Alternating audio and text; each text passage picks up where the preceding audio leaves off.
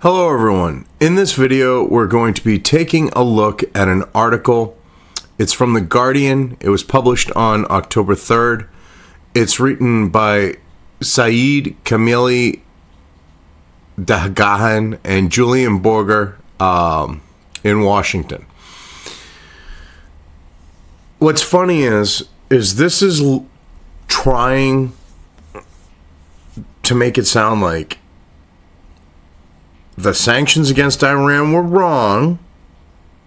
It's trying to make it sound like the U.S., because the International Court of Justice can't enforce things, are, how do I put this?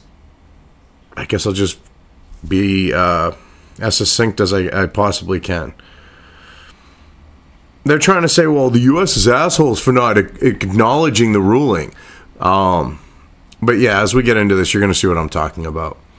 International Court of Justice orders U.S. to lift new Iran sanctions. With the tagline, Mike Pompeo indicates U.S. will ignore ruling after judges in The Hague find unanimously in favor of Iran. Which is fucked up. Because they are literally one of the largest funders of truck drivers of peace terrorism. You know, they're chanting death to America and they're going, oh, no worries. Oh, no, death to America does not mean death to America. No. That's like chanting at a football game, you know, how like, you know, or baseball game. You know, when you're going, let's go, you know, Red Sox, let's go, or Oakland Angels, or whatever. You know, it's no different. It's like, yeah, what the fuck kind of crack you smoking, bitch? Like we're stupid. And I'm happy that the U.S. is going to be ignoring this ruling. And I'm happy that we're getting out of this bullshit treaty that they used against us. Which, little backstory, a little history here. See, the whole way this came about is because of the Treaty of Amity. Now, the Treaty of Amity was signed by the pre-revolutionary Shah of Iran's government.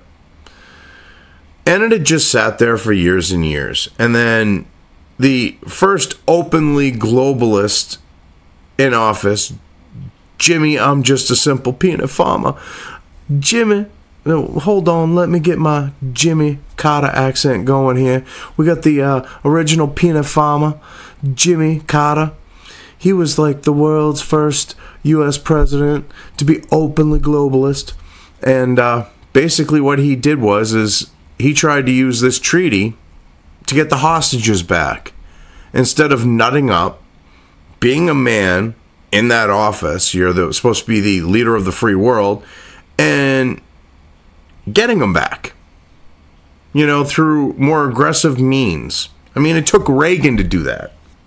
But his administration kind of cemented this into place. This is going by memory. I could be wrong, but I really think it was Carter. But anyway, let's get into the article here. The UN's International Court of Justice has reprimanded the U.S. over its imposition of sanctions on Iran, ordering Washington to lift restrictive measures linked to humanitarian trade, food, medicine, and civil aviation. Which we already allowed for that stuff to go through. Okay? They didn't block that. Yet, they want to make it sound like we were, as a nation. We weren't. The Hague ruling delivered on Wednesday is a victory for Iran after it complained to the ICJ in July that the return to sanctions imposed by Donald Trump following the U.S. withdrawal from the 2015 landmark nuclear agreement was in violation of the Treaty of Amity, a 1955 pre-revolutionary friendship treaty. Well, here's the thing on that. It was a bad deal for the United States. We were getting fucked. They're getting a bunch of money from us, besides the money we released. that they're more than likely going to use to fund terrorism. Oh, no. Death to America. No, we don't mean anything by that. Well, they're funneling the money out that they're getting from us to kill the infidels.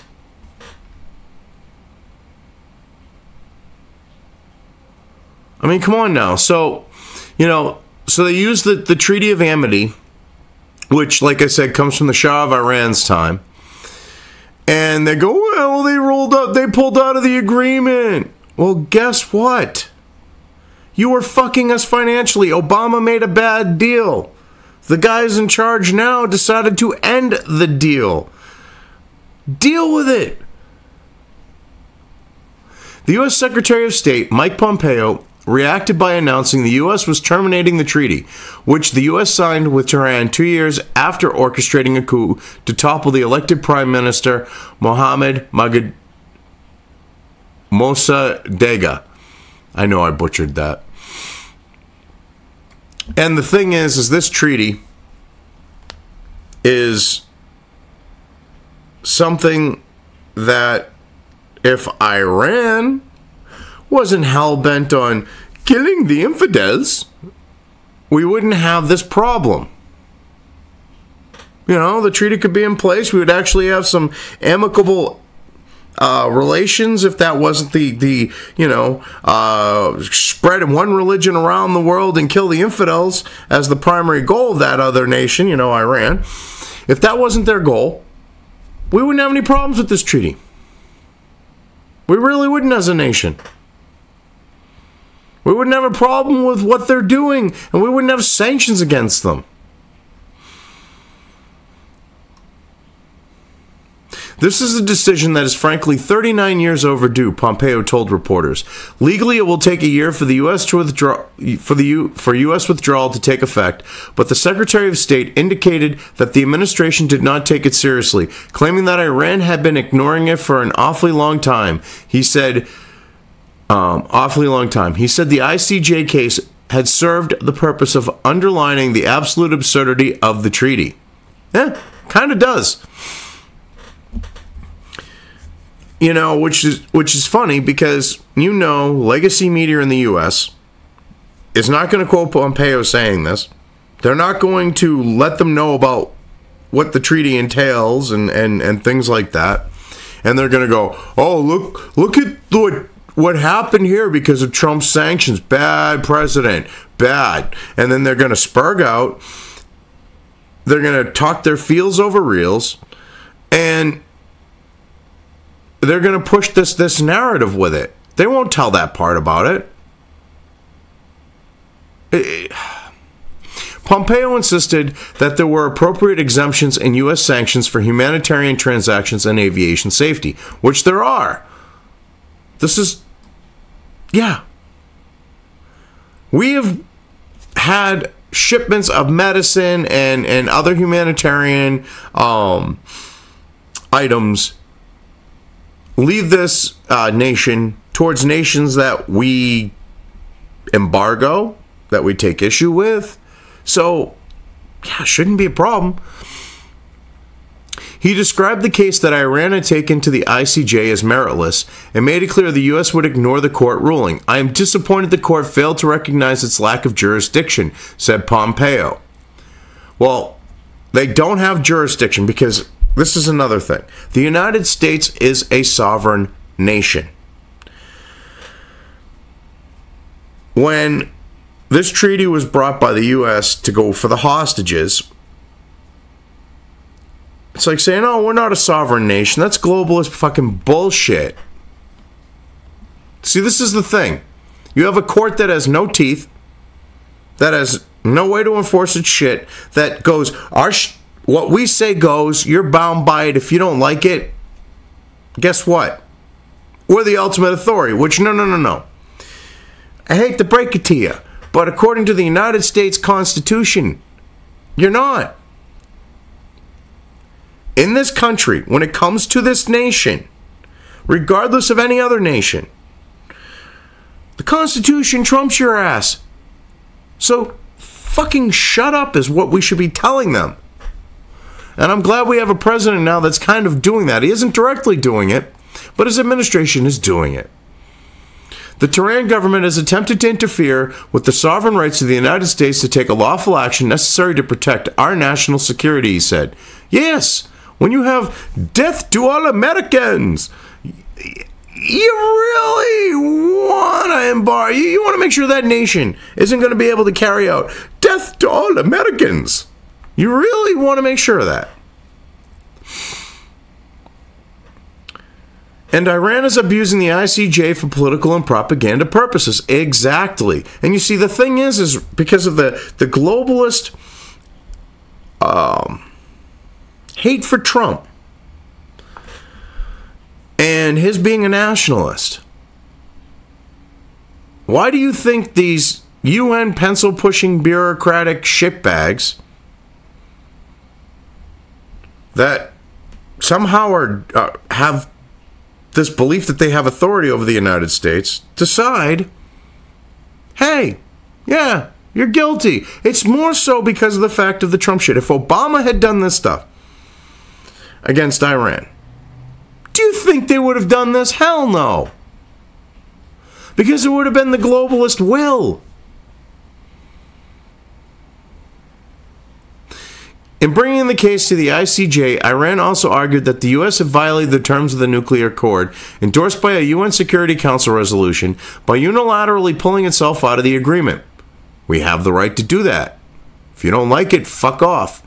The International Atomic Energy Agency has verified 12 times that Iran has abided by the terms of that agreement. UN inspectors? You mean the same UN inspectors that couldn't keep track of the post-fall of the Iron Curtain, breakup of the Soviet Union,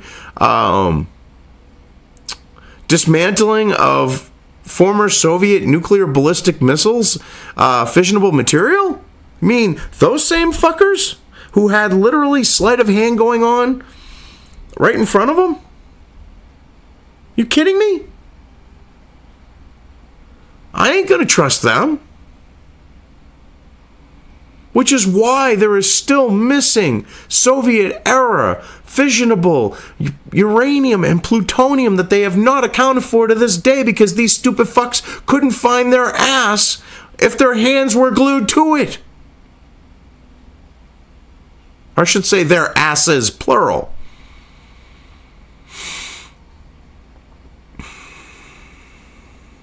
Iran's lawyers said at a court hearing in August that the U.S. sanctions were blanket measures that had strangled the Iranian economy, affecting ordinary citizens in all aspects of their lives.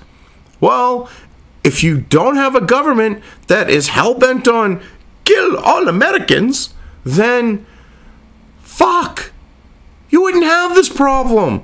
Number one. Number two, the United States is not the only fucking nation you can trade with. Trade with? Because, you know, they're siding with you on this. Trade with the EU nations. Trade with fucking Russia. Trade with fucking China. Trade with North Korea. They don't have much to trade, but you never know. I mean, hey, if you want nuke, I'm surprised you haven't been trading with them for that shit, for nuclear technology.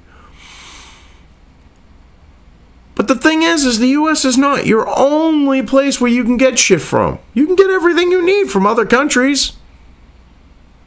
Don't be whining that we said, you know, fuck you. You're not going to walk all over us and be able to get shit. Because one thing, they talk about humanitarian stuff. We're talking, even they go, oh, the regime is now liberal. Bullshit. That's complete horseshit. When they're going, kill all Americans. Yeah, they're real fucking liberal. Actually, these days, that's the left here in the U.S.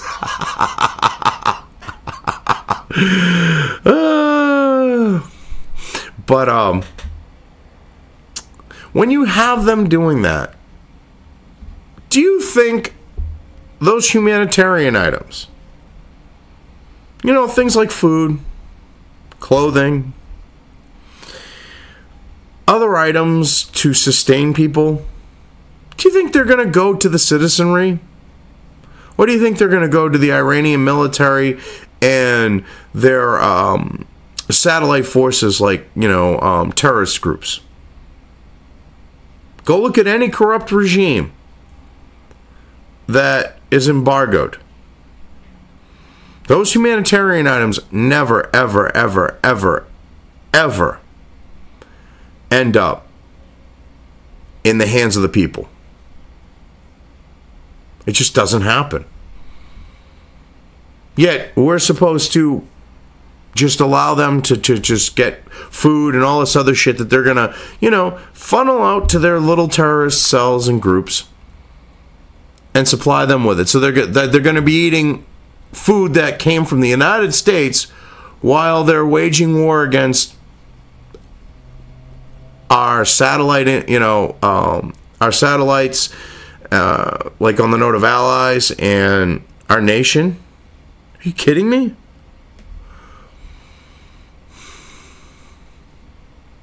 I mean, this is ridiculous. Wednesday's ruling, classified as a provisional measure before a final verdict that could take years to be issued, was given unanimously. It is binding and cannot be appealed, but the ICJ has no means of enforcing it. Washington has argued that the issue is a matter of national security for the U.S. Now, here's the thing that really gets me about the ICJ. And it goes to show the smug,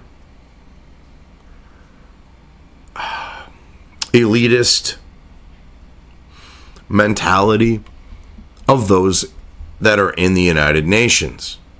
When you have a court that says, oh, well, we give a decision, it's binding, and it cannot be appealed, how is that remotely based in freedom?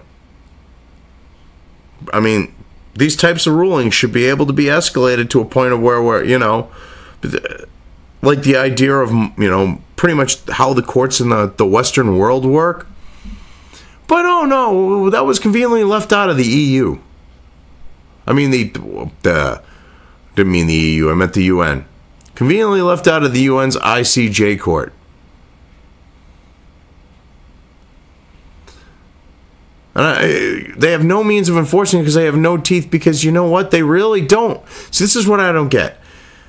You can't claim something is binding when they have no means to enforce it, because in order for something to be binding, there has to be an enforcement mechanism, and there is clearly not one here. So you really can't say that their shit's binding. They claim their shit's binding, but in reality it isn't. Let's be honest here, because by acknowledging their claim as true, eventually it becomes true.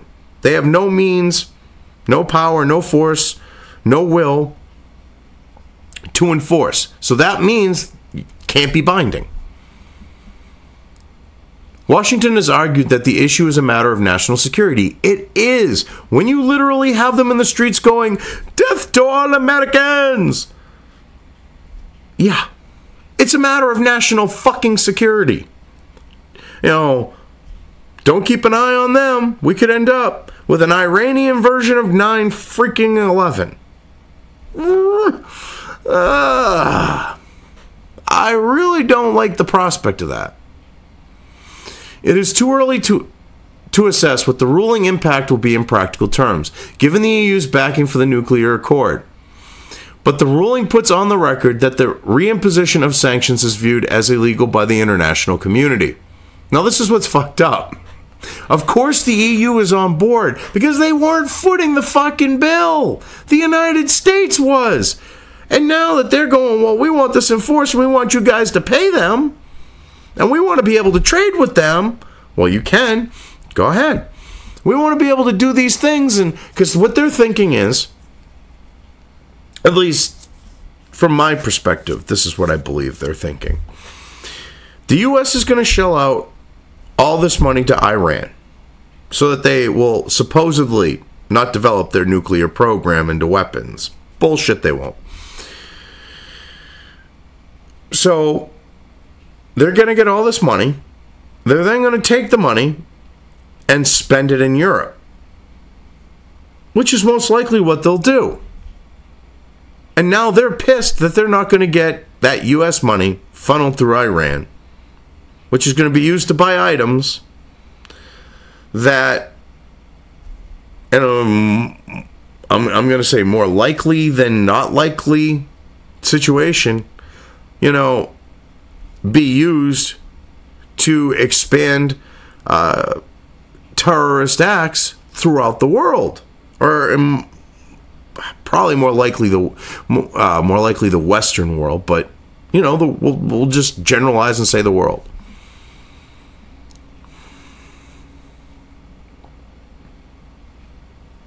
It's too early to assess what the ruling's impact will be in practical terms. Given the EU's backing for the nuclear accord, like they're saying here, well,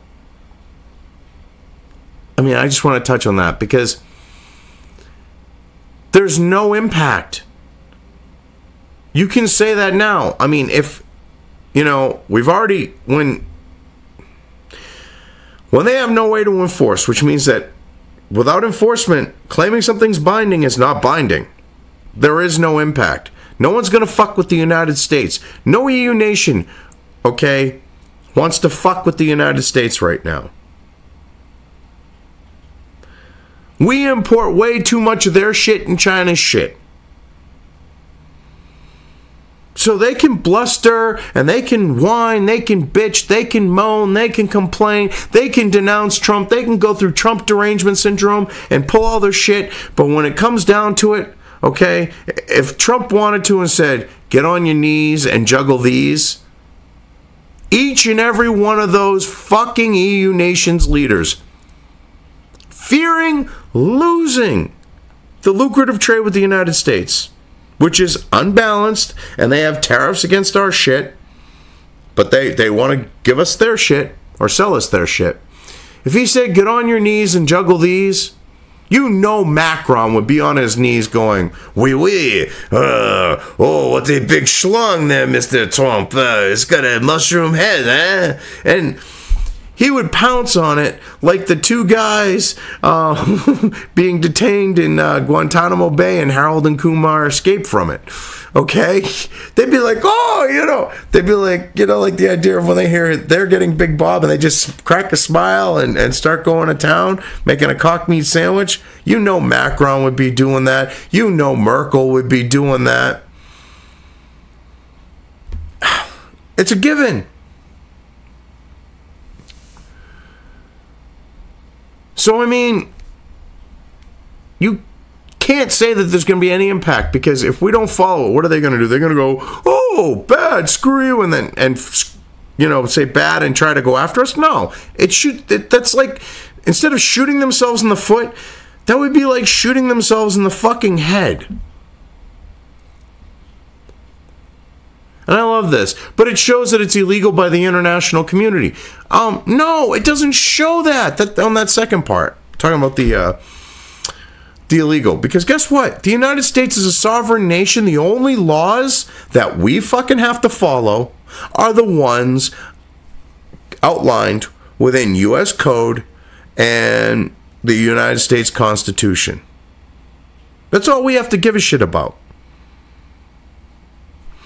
Sorry, we're not some cucked bullshit fucking morons who think that there's a higher power above our nation. Up until recently with this cultural Marxist bullshit, we were extremely nationalist, would tell foreign nations to fuck off. They'd be like, well, you shouldn't do that. Fuck you.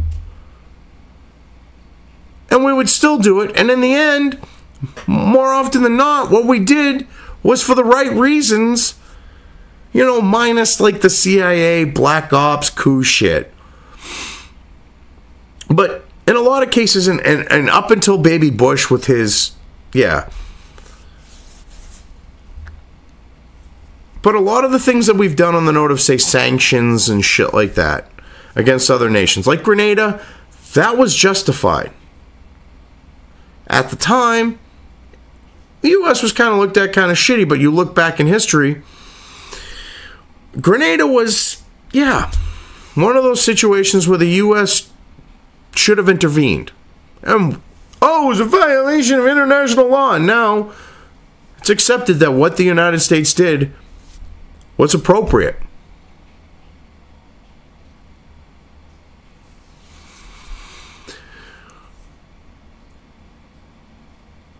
Racing to the ICJ ruling, the U.S. ambassador to the Netherlands, Piet Hoekstra, said in a statement that this is a meritless case over which the court has no jurisdiction.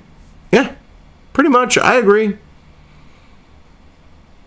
See, they might not think so, but as Americans, we fucking think so because we know the fact of, by our laws, the only thing that we're bound by is if we sign into a treaty, yeah, we're honor bound by that treaty. That's why we're getting out. You know, and the thing is if we hadn't enforced, if Carter, his administration, hadn't done that with the treaty, because usually treaties do not carry over from a change of government on the note of, say, a coup or whatever. They become null and void because the people that were, you know, the government that was in power is no longer in power. It's different people. So, like, on that idea, technically, Great Britain could have kept Hong Kong, and they probably should have. Looking at how China is expansionist, they probably should have kept that as like their foreign version, you know, their version of, say, Guantanamo. Even though Cuba's a piss hand country militarily, but like just the concept of having a base right there at the heart of the enemy probably would have been a good idea. They didn't have to honor the treaty that they had made with the previous government, but they chose to.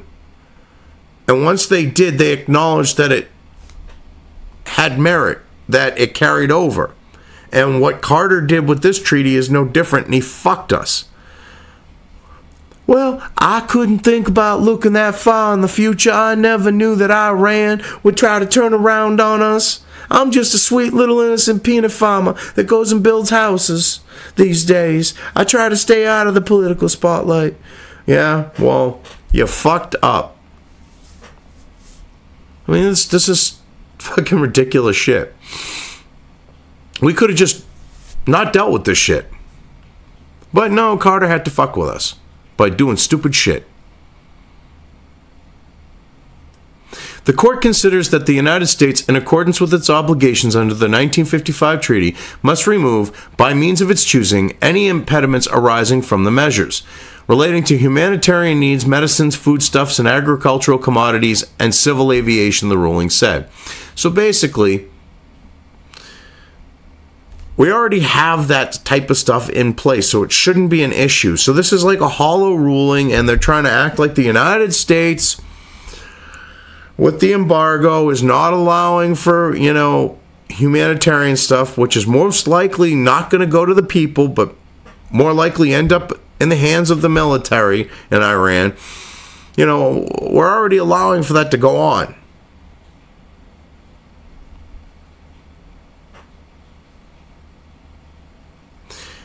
And the biggest thing that gets me is the civil aviation factor. Because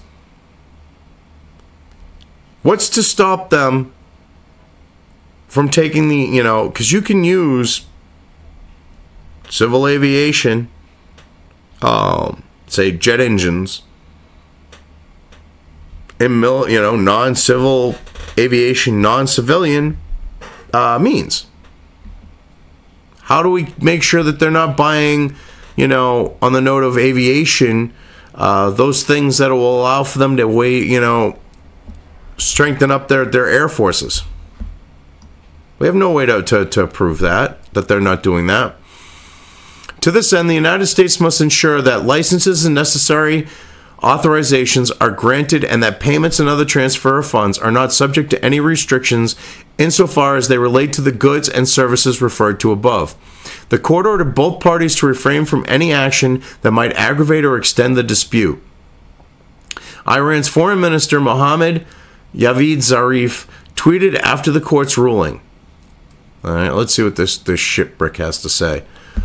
Iranian shitbrick. You want UN top court rules that U.S. must comply with obligations violated by reimposing sanctions on Iranian people when exiting JCPOA. Another failure for sanctions addicted USG, and victory for rule of law. No, not a victory for rule of law. You've never followed the law.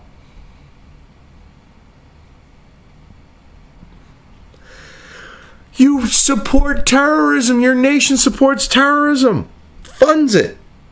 You have people out on the streets going, "Death to America!" And you seriously are going to try to play that. Get bent. Imperative for international community to collectively counter malign U.S. unilateralism. Ahead of the ruling, Zarif had said in a BBC interview that the U.S. was driven by a policy of regime change and listened to the wrong people, which he said was leading Washington to make mistakes and have delusional views of the situation in Iran. That was just kind of a side-handed jab, I think, at Trump. Like, oh, Trump, he's an idiot. You know, we don't have death to America going on in our streets. No, you know. And it was also one at Israel. Because Israel is pointing out this type of shit. And now I'm not necessarily a fan of Israel. But when it comes to the nations in there, I'm more of a fan of Israel than the rest of them. And, oh, don't listen to the Jews over there. They don't know what they're talking about. So what if they've got surveillance on our nation 24/7? You know, hey, they don't know what they're talking about. I mean, that's the type of shit that, like, he's trying to say there on the note of, like, Israel. The economic warfare that the United States and some of its regional clients are conducting against Iran is psychological warfare more than real economic warfare, the Iranian foreign minister said.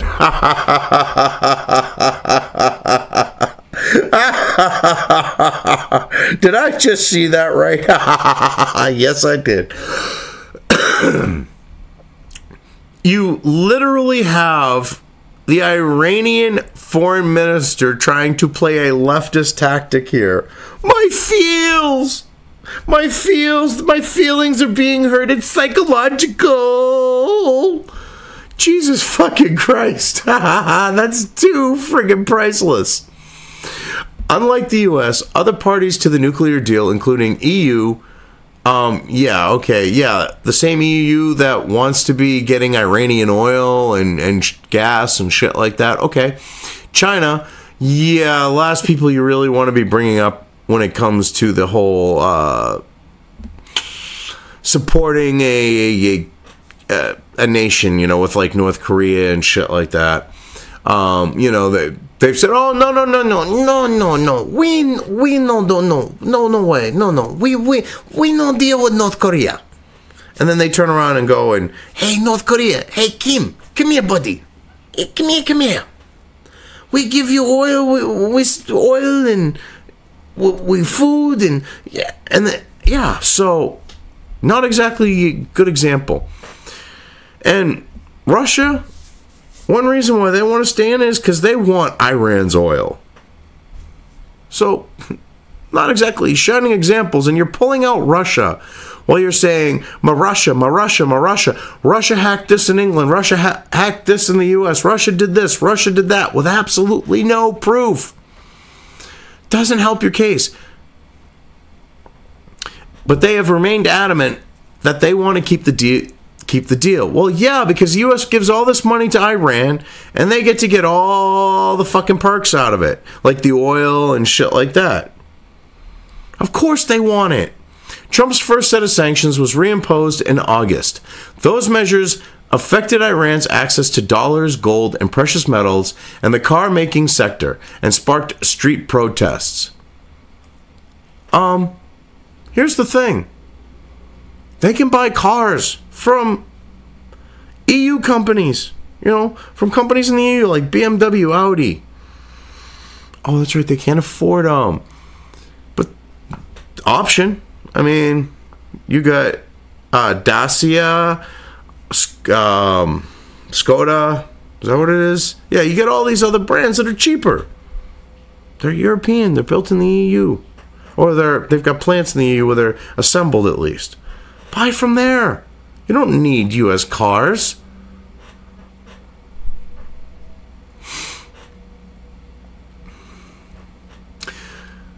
They are to be followed by a set of additional and more stringent measures on 4 November, including an embargo on imports of Iranian oil and sanctions on its banking sector. Well, yeah, because their banking sector is being used to launder and funnel money and all that type of shit for their terrorist activities that they're paying for. Wow! Holy Christ! Asked about this, Zarif, Prime Minister May, as well as President Macron and everybody else said that we are committed to see that Iran enjoys the economic dividends of the deal, and the Europeans probably made better commitments than anybody expected. Then it was to translate those political commitments into mechanisms, and I believe these mechanisms are going to be in place, or those mechanisms are going to be in place. Well, of course, they want to force the U.S. to pay this fucking money to them. They want to get all the perks and not really shell out shit for fucking money. We were holding the fucking bag. We were paying this ridiculously sick amount of money to a friggin' nation whose government supports and funds terrorism, and they were going to take that money, more likely than not, and use it to fund said terrorism.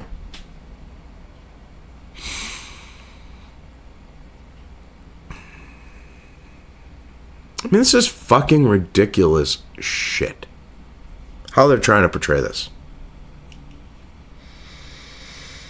It really is. Do you know how easy it would be to just go, yeah, well, it's a regular occurrence on the streets that you have these people chanting, "Death to America!"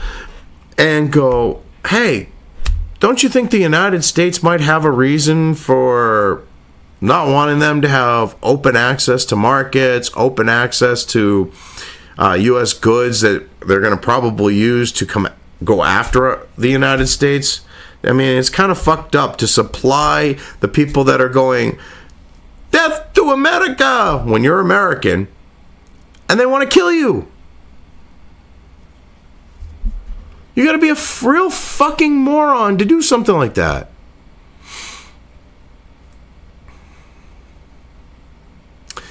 He said the next step, which is the most difficult and important, is to see whether those mechanisms work.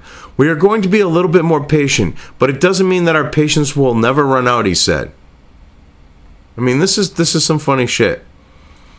There's no mechanisms in place. You're not going to get the international community to force the United States to pay you money. You can go fuck yourself. Plain and simple. Fuck yourself. What you got for money is what you got for money. Don't like it, don't know what to tell you. But the Obama administration is over. The cucked United States is over. We went from a low-T president to a president with some fucking big balls, pumping that shit ton of that through his system. Asked about Trump's offer to hold a summit with his Iranian counterpart, Hassan Rouhani, Zarif did not rule out the possibility. Nothing is impossible. The outcome would be a photo opportunity and a 2-page document, he said, referring the document signed in the summer by Trump and North Korea's Kim Jong-un. Excuse me, hello, stupid fuck. There's shit actually being accomplished between Korea and the United States right now. Kim went, oh, fuck me, he got bigger button. Oh, no, he got bigger button. That really fucked me. I got like one really good nuke. I use it. I blow my load prematurely. And I'm fucked. And they're trying to play it like it's a different situation. So They literally come up with a 2-page document that isn't full of legalese bullshit. It's direct and to the point. They agree to it, they sign it. And this stupid fuck wants to try to claim a legalese-filled bullshit fucking document. Because it has more pages, has more clout to it. What kind of crack-smoking moron is this idiot? I bet you when he's outside in the West, he's like, whoa! Besides, death to America! He's going, give me that crack! Because he's a fucking crackhead to think that shit. Oh, wow. More does not mean better. We have a 150-page document, which is the deal, which was negotiated word by word, not only by Iran and the United States, but 6 other powers. Yeah, and it was a bad fucking deal. You want this deal enforced so bad because of all the money the United States was going to give you so that you could go around and fund death to America. And now you're pissed that you don't got the money to fund your jihad shit, your other shit going on in there, and trying to gain power in the region, and terrorist attacks in other nations that border you and shit. You're fucking ridiculous. That was a shitty fucking deal. Obama sold the United States and the American people out to you morons. And Trump said, no, not going to happen. We're done. Fuck you. It's a bad deal. You don't like it? Get on your knees and juggle these, bitch. Because that's the only thing you're going to get is a shot in the mouth from them at this point. A gooey, sticky load it'll probably be too. And yeah, I'm talking about Muslims sucking dick. Because, they hate gays so bad, I might as well insult them like that. Say he's a cocksucker. Because he loves the cock. Or at least he's going to. Because he's going to be sucking a lot of dick after this, trying to earn some money. Having negotiated that deal and having been involved in this process for a very long time, I can assure President Trump that the U.S. will not get a better deal. We don't want a better deal. We don't want a deal. We're done with your shit. What the fuck don't you get about that? We are fed up. We are done. No more negotiating. No more deals. It's you against us now, economically and in the world community. Let's see how long you last. When you come back begging to suck his dick for a couple dollars. Let's see what happens. Because I don't see you coming out on top of this. I see you offering to suck his dick for a few bucks.